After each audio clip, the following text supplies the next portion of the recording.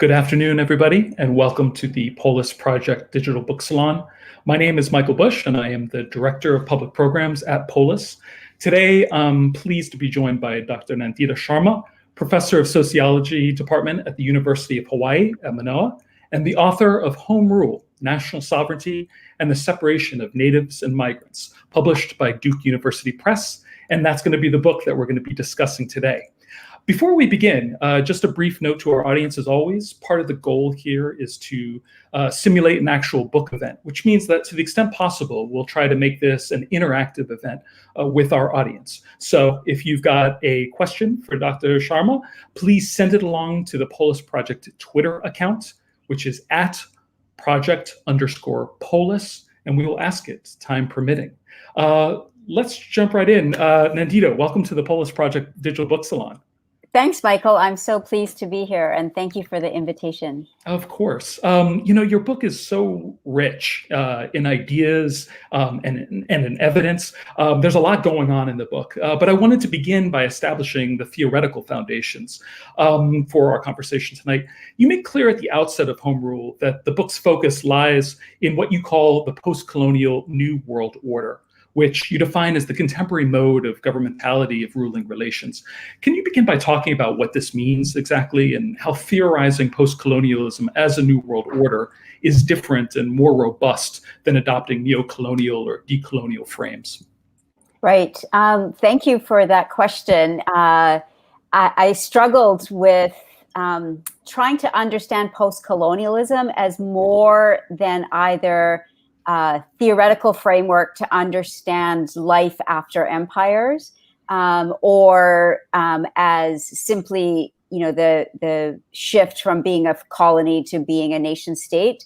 I wanted to theorize it as a system of rule. So it was established, I argue, after the end of World War II, and it marked, the post-colonial New World Order marked the end of the political legitimacy of imperial state sovereignty and the beginning of the hegemony of national forms of state sovereignty. So after World War II, the near global space of imperialism was mostly nationalized.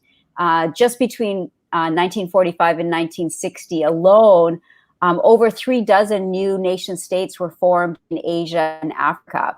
And by the 1960s, the two most powerful imperial states entering World War II, the British and the French, lost much of their empires and also nationalized the sovereignty of their metropoles. And furthermore, for those colonized people who did not get a national sovereignty, the demand for it still defines their struggles today. So the ideological foundation for this post-colonial New World Order is the principle of home rule, or national self-determination. And this is indeed the bedrock of international law.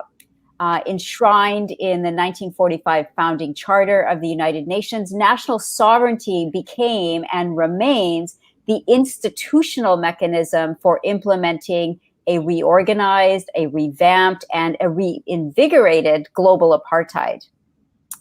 People who could successfully claim to be the, quote, people of a place were led to believe that home rule would end practices associated with colonialism, namely the expropriation of land and the exploitation of labor. At the same time, the Declaration of the Right of Nations to Self-Determination could not account for the rights of all those people who were not the people of the nation, i.e., those people who were defined as being out of place. So hostility to migrants and to mobility was bred in the bone of post-colonial rule.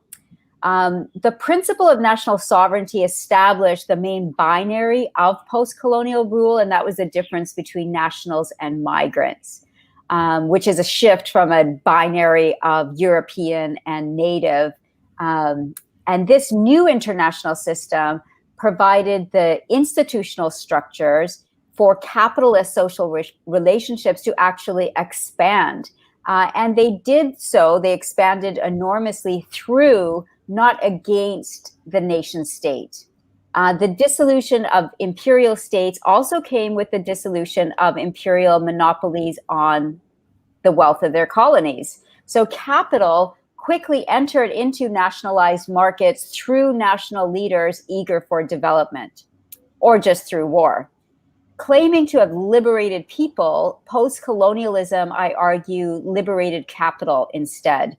And these outcomes were organized, put into place, institutionalized through institutions like the United Nations, like the various Bretton Woods institutions, and of course the national military industrial complexes of the first, the second, and the third worlds. So contrary to the hopes and dreams of people fighting colonial rule, including my grandparents, the post-colonial New World Order did not represent a challenge to the actual social relationships of imperialism. Instead, it organized new modes of expropriation, exploitation, and new ways of managing populations who were now constituted as national, and situated each of these groups of people within rapidly expanding and always global capitalist social relationships. Now, unfortunately, the deadly problems associated with the expansion of capital and with the expansion of state power under nationalism has been tragically, I would argue, misread as neo-colonialism or neo-imperialism. And I argue that that too is part of the legacy of imperialism. Just as national liberation movements defined the problem of colonialism as largely a problem of foreign rule instead of a problem of expropriation and exploitation writ large, the continuation of these practices within nominally independent nation states were also made the responsibility of foreigners. So this made foreigners and not capital, not states, the problem.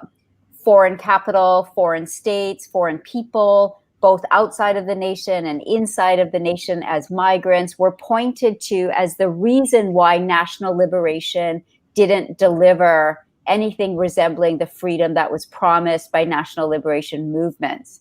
So within the rubric of neo-colonialism, the idea was that if only the nation could get rid of foreign control once and for all would be fine. The concept of neo-colonialism thus maintained the appeal of nationalism. It offered more nationalism to make up for the structural inability of national sovereignty to deal with the global operation of capital. Getting rid of foreigners, of course, also escalated violence against all of those people and things like plants, animals, defined as foreign to the nation. So I use the term post-colonial New World Order to argue that the inability of any nation state to achieve justice and equality lies not only in international institutions and the mechanisms of uneven development or exchange, but actually in the everyday work done by nation states to ensure that the lands that they have territorialized as nations and the people that they have made into national citizens are readily available for exploitation by globally operative capital. And that's what I mean by this concept of post-colonial New World Order. Terrific. You know, you mentioned a moment ago the pivot that sort of takes place in imperial rule, and in the way in which both rule is governed, and also in the way in which peoples are classified. And part of the work of the book is to excavate the origins of this separation between natives on the one hand and migrants on the other, and points to that imperial shift in the 19th century from direct rule colonialism to indirect rule colonialism as its source. And you show that the 1857 Indian Rebellion was a critical episode in this regard. Can you talk about that rebellion a bit and how it produced a pivot in the British Empire from distinguishing between, as you said a moment ago, Europeans and natives, to categorizing the natives themselves as indigenous natives and migrant natives? Yeah, great. Thank you for that question. So native was an imperial state category. It was the negative half of the imperial binary of European/native. People who are marked as natives were those people who were the colonized subjects of one or another colonial territory. Now, as you mentioned, from the mid-19th century onward, European empires bifurcated their category of native so that colonized people were reclassified as either indigenous natives or as migrant natives. And indigenous natives were those who were defined as being both temporally and spatially static. They don't move. Migrant natives, in contrast, were defined by empires by mobility. And this bifurcation marked a shift in how imperial states controlled natives and exploited them. So I rely a lot on the work of Mahmoud Mamdani in this. Oh, I'm just hearing an echo, sorry.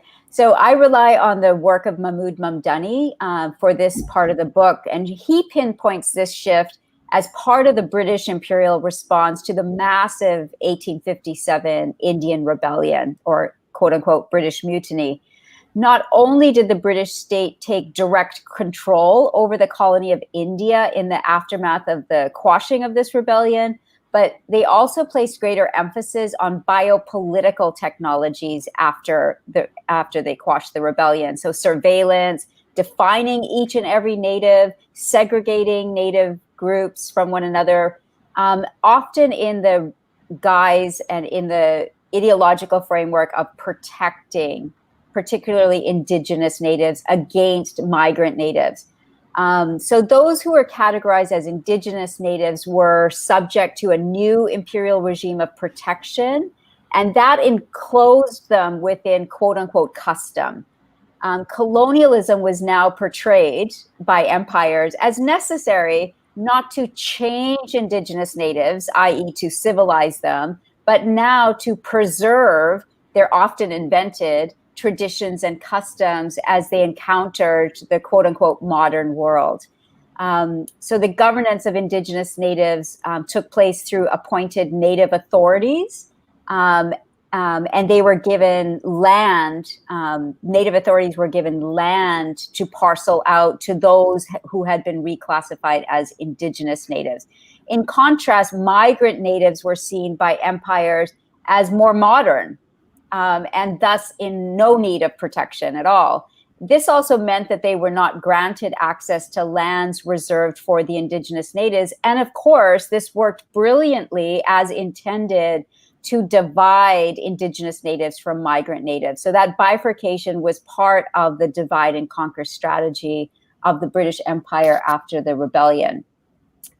So this imperial distinction between indigenous natives or autochtons, the people of the place, and migrant natives or allochtons, the people from somewhere else, rested on and produced this binary of the people of a place versus the people who are out of place. And I think that that is the basis of the current national separation of native nationals from migrants that we see animating a great deal of competition as well as violence across the world. Yeah. One of the most fascinating sections of the book, I think, is your examination of what happened in the white settler colonies, places like the United States, Canada, New Zealand, and Australia, and how those very categories function quite differently than they did in parts of Africa and Asia, for example. There's a lot here, but can you sketch out the ways in which whiteness operates in these territories and how the role of labor differentiated the white settler colonies and their notions of belonging from those in other parts of the world? Yeah, I think that the British white settler colonies are usually not talked about when we talk about indirect rule colonialism, but I thought it was important to include them because I do see similar processes taking place and in a similar time frame. So also from the mid-19th century onward, what we see in the white settler colonies is a process of an effort to nationalize state sovereignty there. And in that process, as the, Canada, the United States had already, that's another story I won't go into, but, across these white settler colonies, there was an effort to nationalize state sovereignty. And with that came new efforts to count, to control, and to contain the natives. And I argue that in contrast to what happened in most parts of Asia and Africa, in the white settler colonies of the United States, Canada, Australia, and New Zealand, there was an amalgamation of the techniques of direct and indirect rule colonialism. So there was the discourse of protecting colonized natives alongside of discourses and practices of civilizing and assimilating them. And so what we see in the United States and Canada, Australia, and New Zealand were the creation of a system of reservations, all created in the guise of protecting natives and enclosing them in custom and tradition. They were spatially delineated, and each tribe or band, as they were classified, was nominally ruled by its own native leaders, each of course, appointed and by the state. So recognition of being a member of a native group that had access to these reserved lands was controlled through various racist technologies, including establishing a person's blood quantum, classic racist category, in a ploy to actually limit the numbers of people who would be classified as natives in need of protection and reserved lands, and therefore to weaken their claims to protection on these newly nationalizing states. But at the same time, there remained efforts to forcibly assimilate natives into the normative practices of whiteness. And these actually intensified as well. So also in the same time period of the mid-19th century onward, we saw the establishment of native schools. And this was an especially violent part of the process of assimilation. And they operated both under the guise of protecting the children as well as civilizing them into normative ideas of whiteness. So in the process, white people in these colonies also came to see themselves as natives of these places. And that was part of the autochthonization of whiteness, right? Nativizing whiteness. And the result was that in the rapidly nationalizing white settler colonies, there came to be two competing groups of people who identified themselves as native. There was the white national natives who based their claims on autochthony, on being the first improvers, you know, the classic discourse of improving land, and the first sovereigns. And then there were the indigenous natives who came to base their own autochthonous claims on being the first inhabitants. And later, as nationalism was more widely taken up, as also the first sovereign. So in the white settler colonies, there's more than one group laying claim to native status, whites as well as the colonized natives who get reclassified as indigenous natives. Mm-hmm. You mentioned a short while ago sort of the role of capital production and capitalism and markets and all of this. And, you know, as capitalist social relations of production emerged in Europe, the movement of labor became principally important, as you showed, to the maintenance of empire. And it changed over time from the transatlantic slave trade to the coolie system. And then, you know, during the twilight of European empire, migrants in the modern sense. Can you talk a little bit about this history and the reason immigration controls particularly were increasingly intensified just about everywhere as European colonialism was replaced by the nation state system that we have today? Yeah, it's really important, I think, to trace the origins of immigration controls to the entry of people into state territory as starting at the end of the slave trade. And more importantly, not just at the end of the slave trade, actually at the end of slave labor relationships in particular territories, right?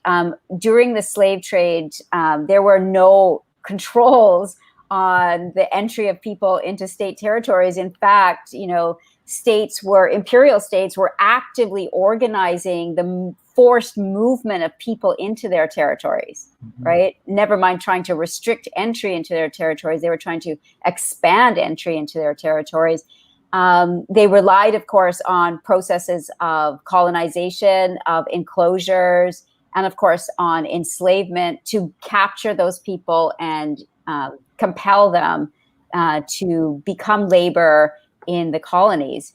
So it's only after the end of slave labor relationships that we start seeing states becoming interested in immigration controls and limiting the entry of people into state territories.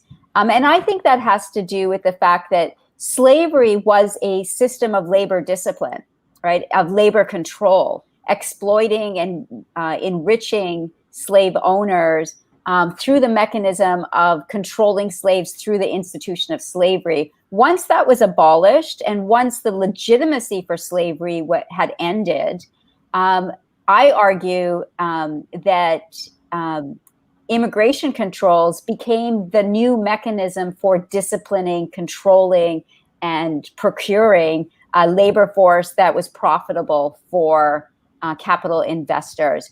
And the coolie system, the so-called coolie system, came directly on the heels of the abolition of the slave labor relationships in the British Empire. And, you know, in the book, I rely heavily on the work of Radhika Mongia, who talks about the emergence of immigration controls on the British colony of Mauritius, and the contract of indenture that quote unquote coolies were compelled to sign as actually one of the first immigration documents. You had to have that contract of indenture in order to be officially permitted to enter the British imperial colony of Mauritius. So we can kind of trace immigration controls to the search by empires for new mechanisms of labor discipline in the search of profits. And this shift, you know, this was first happened through imperial states, actually in the earlier part of the 19th century. But as particularly in the Americas, as states started nationalizing their sovereignty, immigration controls also served to mark the shift from imperial states to nation states.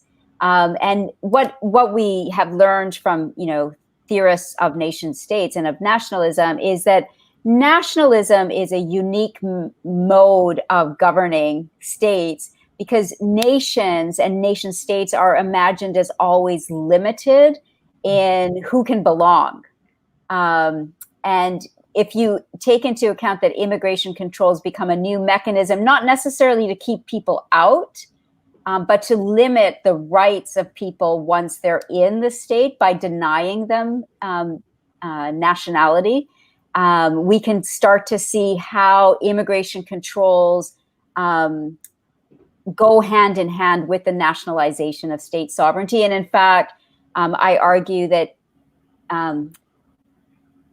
immigration controls actually announce states on the world stage as, hey, we've just nationalized our sovereignty. And this intensified as nationalism intensified, as mechanisms of labor control, as more and more states saw immigration controls as a useful mechanism of labor discipline. Yeah, and this linkage with the nation state is interesting because, you know, the nation state sort of comes into full blossom, arguably following the end of the Second World War. And your reading of this post-colonial moment, I think, is quite different than the conventional wisdom, certainly on the left. You know, far from being a moment of revolutionary reimagining, and I'm thinking here of, like, you know, the work of Adom Gerachu, you argue that the post-colonial world of nation states simply reinvented new forms of regulating capital markets, managing populations, and I think, quote, the revolutionary and liberatory demands of people across the globe. Can you talk about this and about the ways in which you believe that this is true? Well, you know, one of the things that animated my my project in this book was just the sense like, okay, we are living in, this is 2020, right? We're living in a world of nation states. And we're living in a world where people are still struggling for national sovereignty, right? Whether that's, you know, trying to carve out territories in existing nation states for new nation states, or trying to absorb other territories into nation states, as we see in some of the most, you know, violent processes taking place today. I'm really fascinated by why, particularly the left that is interested in revolutionary change and interested in ending capitalism, still somehow seems to think that national liberation is the vehicle that will deliver a non-capitalist world to us.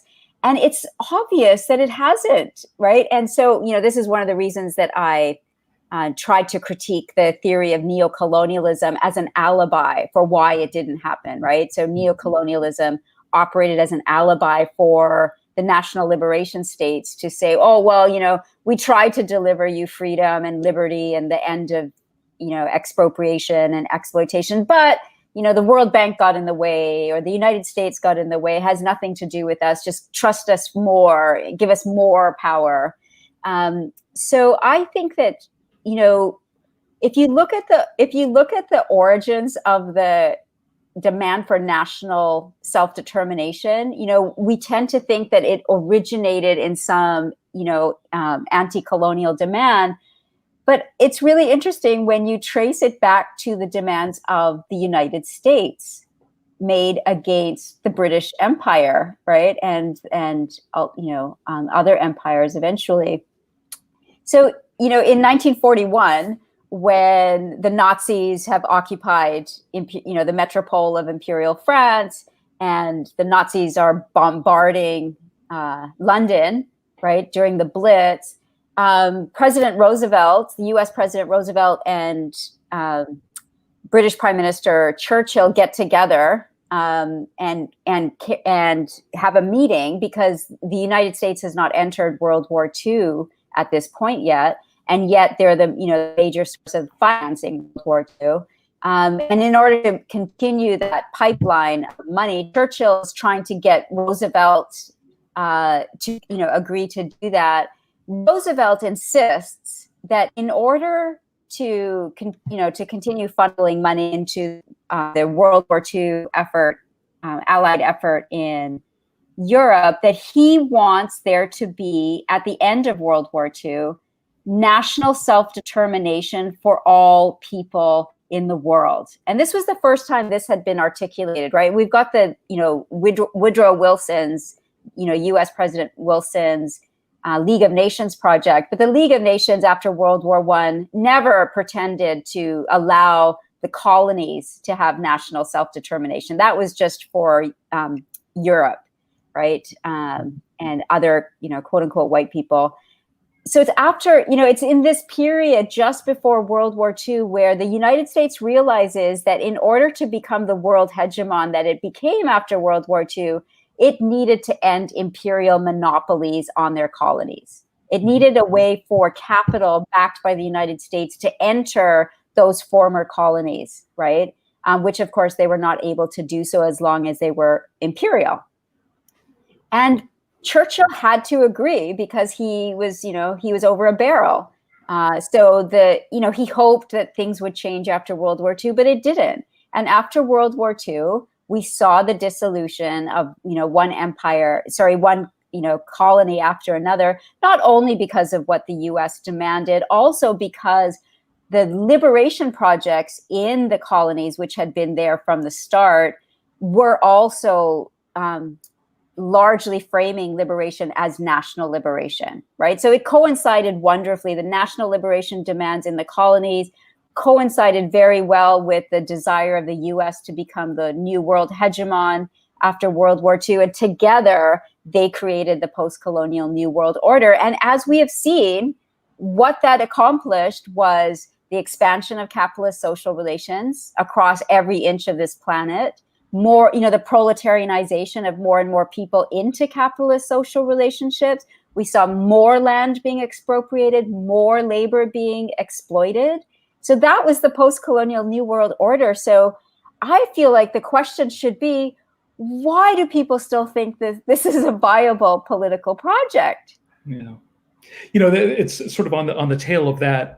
One of the, I think, striking features of the book is the argument that you make that as these contemporary states emerge as the defining feature of international legal organization, that deep connection becomes apparent between nationalist conceptions of sovereignty, capitalist competition between countries, and immigration controls that you were talking about before.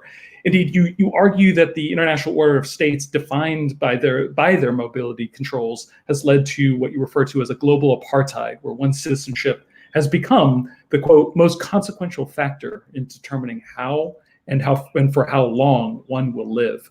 Can you explain how this form of hierarchy operates, how it has produced this intense territorialization of state power, and the ways in which it's changed the relationship between peoples and places? Well, I think that, what nationalism has done, and this was kind of foregrounded by that shift that I talked about between, the bifurcation of people, of colonized people into indigenous natives versus migrant natives. The indigenous natives were territorialized. They were rendered as somehow static, spatially static as well as temporally static. So we get this sense that, starting in the mid-19th century, we start to get the sense that every quote unquote people has their own place in the world, right? And that's really the, kind of foundation for the project of national liberation or national sovereignty, right? Is that there's this people, which is the nation, and this is their territory and their place, right? And so we see, with nationalism, in the 19th century, a further territorialization of people's subjectivity, of their sense of self, of their identity, right? And with the rise of, with the shift from imperial states to nation states, we also see institutionally the nationalization of sovereignty. And together, they operate, you can't imagine any nation state today arguing to its citizens that the borders should not exist. It's unimaginable, right? Because the borders is what both defines the nation and its territory, right? And so there's a great deal of hostility to migrants in this system of nation states that was put into place, after World War II. So when we have a system of nation states, while we continue to have an actually expanding global system of capital has never been national, right? Capital has always operated globally. What we see is that immigration controls becomes the point at which competition in the global capitalist labor market is organized. So one consequence of that, for instance, is in the United States, for example, your status, whether you're a citizen or a landed immigrant, permanent resident, or an undocumented person, has a total enormous consequence on the price of your labor, right? The price of an undocumented person's labor for capital is about 300% less than the price of a US citizen worker, right? So immigration controls, I argue, are largely ideological. They're not meant to keep people out. They're meant to make them rightless, without rights, without protections in the labor market, within, the state's territories. So that's one thing. That's one of the ways that global apartheid is organized. It's not, a global apartheid is not a world where you have the rich world and the poor world, although of course you have that. But you also have a system where within each nation state, whether it's in the rich world or the poor world, you have a group of people who are officially categorized as migrants, who become the cheapest and the most vulnerable, group of workers there, which is very, very helpful to capital. But on the, another way of saying it, and I'll just try and be brief here, is that international migration has increased rapidly since the end of World War II, right? And particularly in the kind of the mature neoliberal phase of capitalism after the 1980s, we've seen an exponential rise in international migration. And that also, to me, is an indictment of the failure of national liberation to produce the things that people need to live. Right? We see an enormous movement of people out of the quote unquote national liberation states, largely to the rich world. The aim is largely to the rich world, where their wages will be nominal, higher because of the differences in currencies. But we're seeing like in the post-colonial New World Order, migration becomes both a symptom of the problem and the failures of national liberation, as well as a way for nation states to actually organize their legitimacy for their citizens, as well as to organize competition in their labor markets. Mm-hmm. Yeah, I want to turn to what I think is one of the more sort of counterintuitive and difficult arguments that you make in the book, which concerns claims of nationhood and sovereignty made by exploited and oppressed peoples. For those of us on the left, right, I think it's easy to see how claims of nativeness are used by the right to enact policies of exclusion and even in some cases genocidal violence, like Trump's America, Modi's India, or the Rohingya crisis in Myanmar.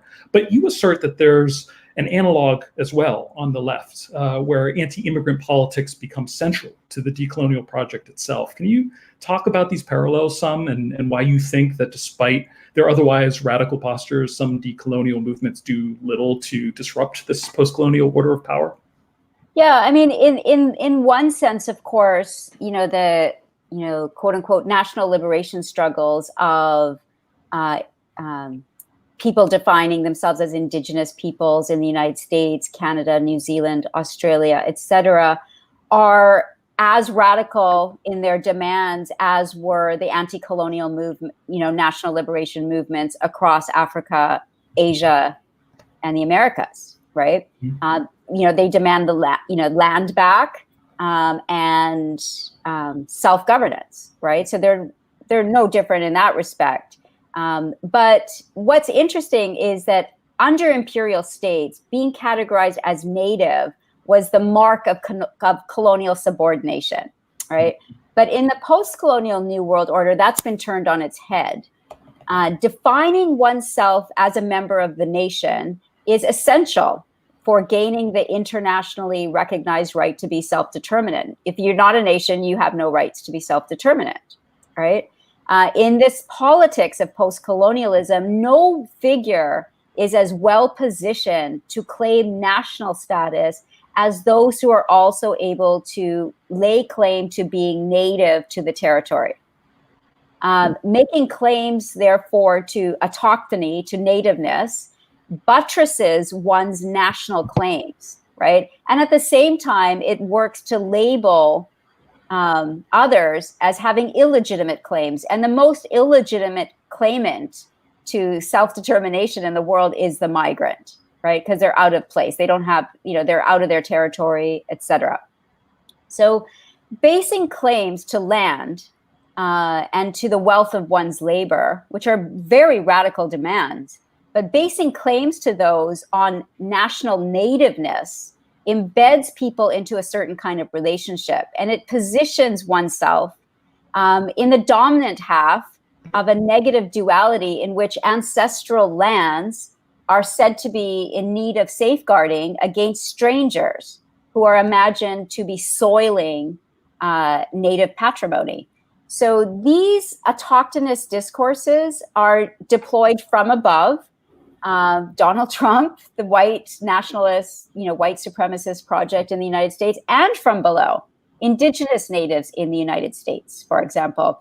And they're mobilized across the left-right political spectrum, not just here, but in Asia, in Africa, in the Americas. It's not just a right-wing project. It's across the political spectrum. That doesn't mean that they're equivalent. It doesn't mean that the demands of indigenous peoples in the United States are equivalent to white supremacists.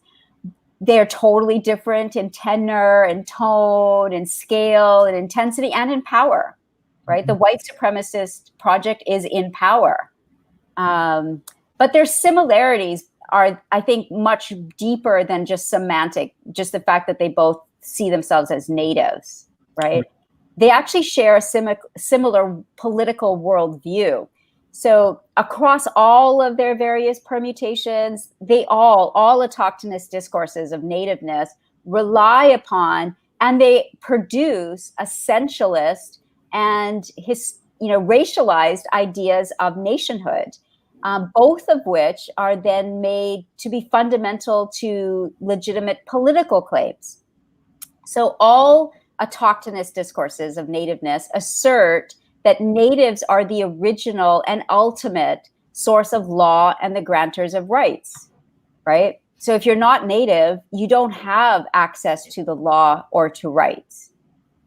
Also, all land is transformed into nationally sovereign territory, right? Which has its correlate in people's subjectivity, the further territorialization of who we think we are.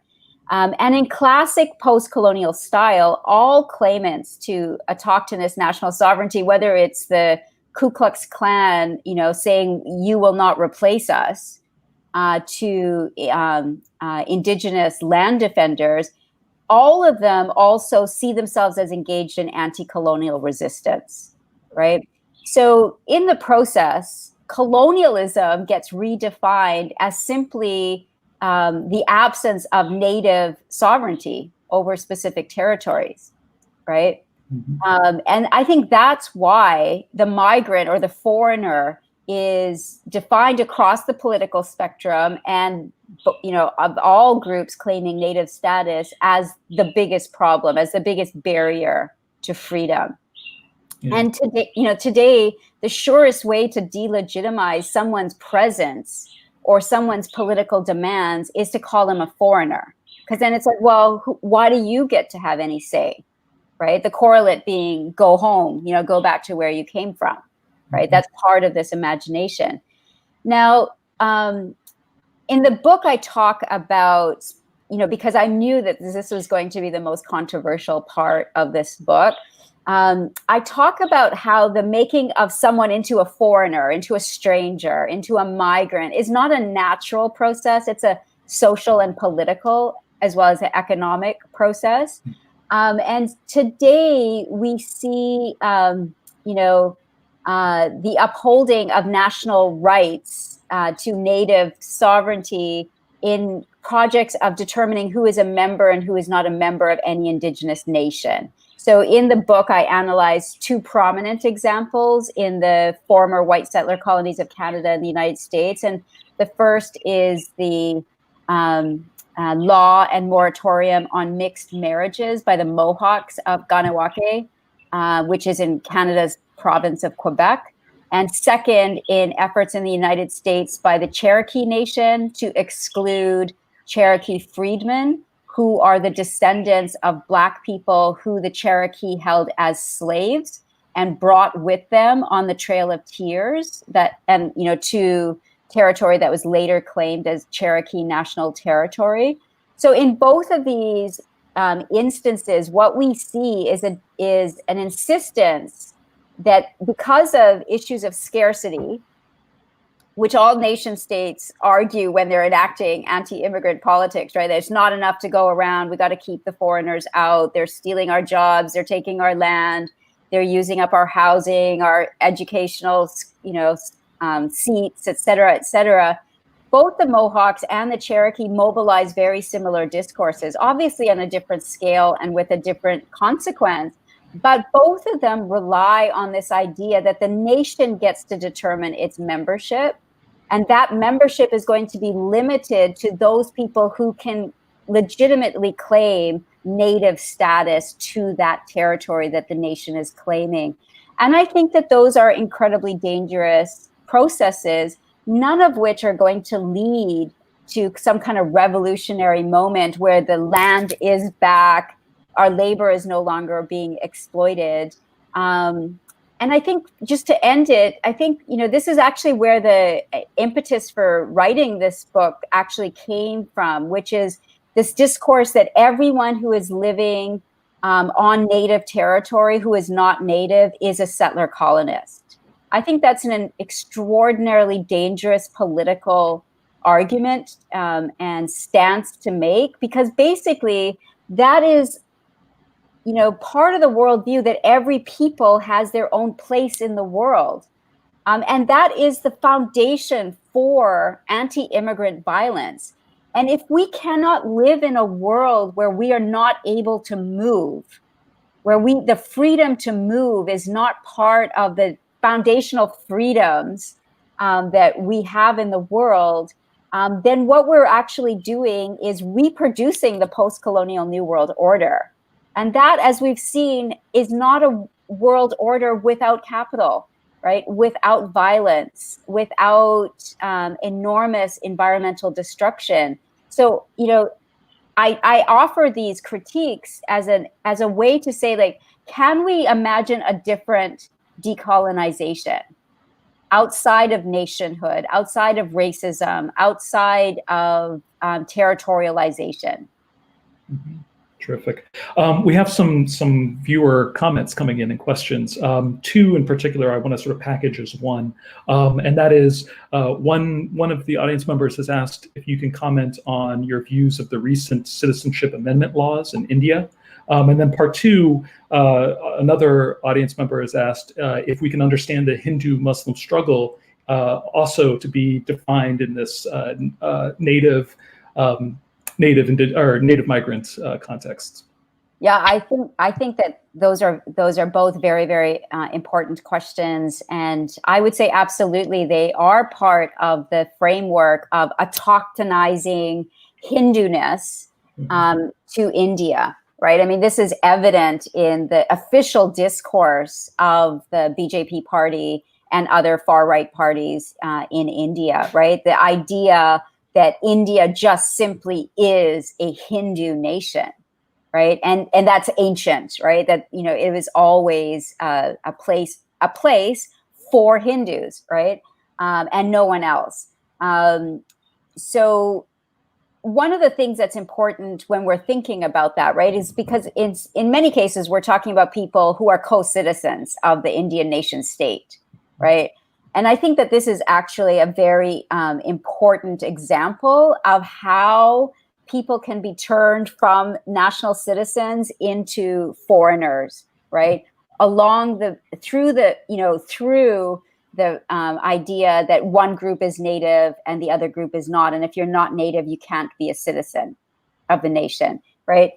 So with both the amendments to the citizenship law, as well as just the general Hindu fascism that we see in the BJP party and in the Modi government, we can just simply see that Muslims in India have been defined as a foreign entity, right? Islam has been defined as a foreign religion, right? And its existence in India is defined as the outcome of a violent process, supposedly a violent process of conversion, right? Rather than, for example, an escape from the Hindu caste system.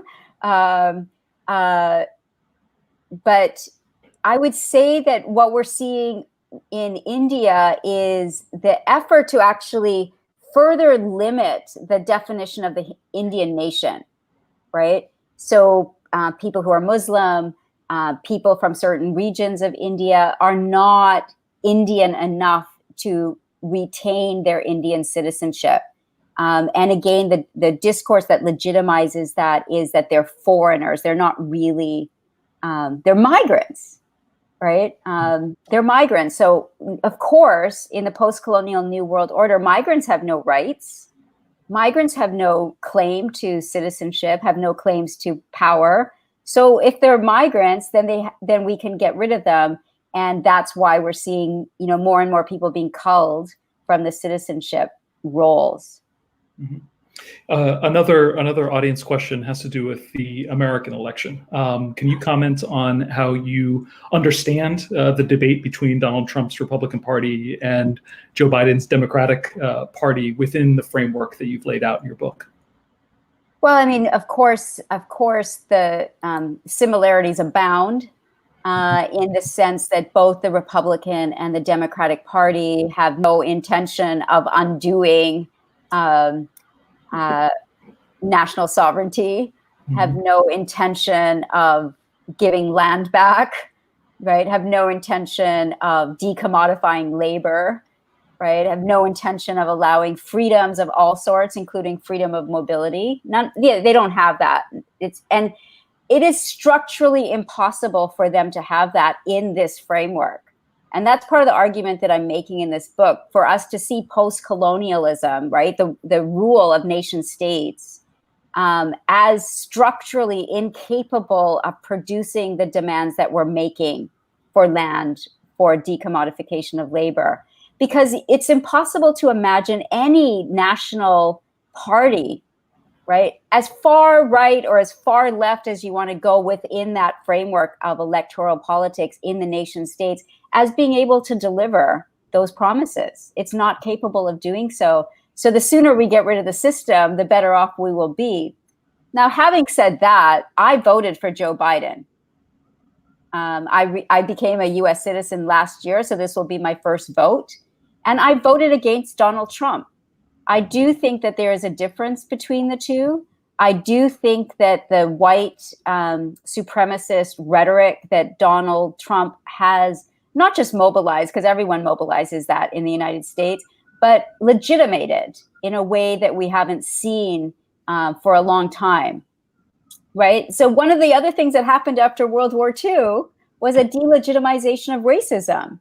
People ran as far away and as quickly as they could from being labeled a racist after the gas chambers of the Nazis, right? To be labeled a racist was to be seen as, as no longer making any kind of viable, legitimate political argument. But we're seeing that return. And it's through Donald Trump, it's through Boris Johnson and Nigel Farage, it's through Narendra Modi, it's through Bolsonaro in Brazil. It's through all of these authoritarian leaders. Their goal is to re-legitimize the claim to being a racist, right? To re-legitimize racism. Now, that's not to say there's no racism, but of course there's been racism since World War II. But I do think there is a difference between being able to proudly claim yourself as a racist and having to run away from that label, right? And it's in the space between the two that there is an opportunity to lessen the terror, right? Yeah. So I do think it is important to vote, and I did vote for Joe Biden. Okay. We're starting to run a little low on time, so I thought we would begin to bring things to a close. And I wanted to ask you, and I'm not sure if this will make sense, but you gestured to it earlier, and I was hoping that you could speculate about what you see as the best way forward to a truly decolonial future. And at the end of the book, I felt a little unsettled because it seems to me that it lays bare the fact that we're in something of a theoretical quandary. On the one hand, we reject empire, which is predicated on the power of foreign domination.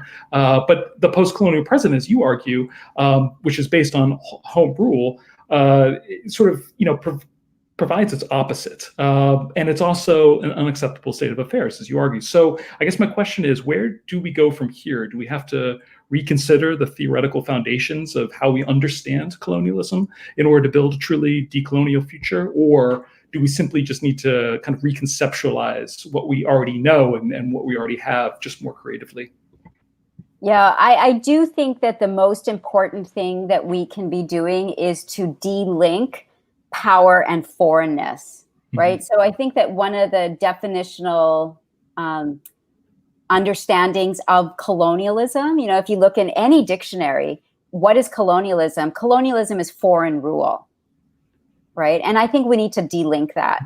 I think, defining colonialism as foreign rule is what's gotten us into this post-colonial New World Order, where supposedly national rule, home rule, self-rule is going to get us out of this quandary, right? So I think the sooner that we pay attention to what the problem is, which is expropriation and exploitation and oppression, right? The denigration of certain ways of being and living in the world.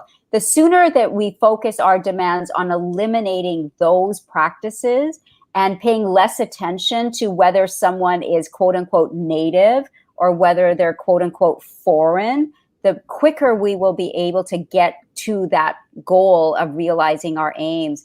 And I think, we can, one of the ways out of this is to say that what we're engaged in now, when we're calling for an end to, when we're calling for our land back, when we're calling for, that we control the wealth of our labor, these are not new demands, right? And it's interesting to go back in history and look at how those demands were articulated before we had ideas of race, before we had ideas of nationhood, right? And those ideas were articulated in planetary terms, right?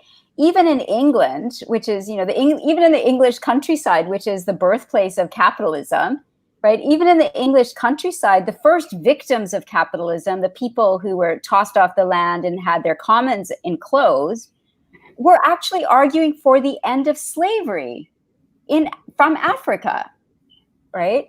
They were arguing for a planetary solidarity amongst the producers of wealth. And it was precisely the ideas of nation and race which clouded our vision and led us to believe that if we just have justice for our race or justice for our nation or our people, that we will be fine. And what we realize is that global capital doesn't care what we think we are, right? It actually is globally operative. And until our projects for liberation are equally planetary, we're not going to be able to win. Yeah. Nandita, thank you so much for your time tonight. This has been a really wonderful conversation. Thank you. Thank you, Michael. I really appreciated it. And thank you to everybody that's been watching us this evening. Again, I highly recommend that you all go to Duke University Press's website and purchase a copy of Nandita Sharma's Home Rule, National Sovereignty and the Separation of Natives and Migrants. It's intellectually nourishing, which I think we all could use a little bit more of during these times. Thank you all again. Thank you to Nandita Sharma, and we'll look forward to seeing you all again soon. Keep safe in the meantime. Good night.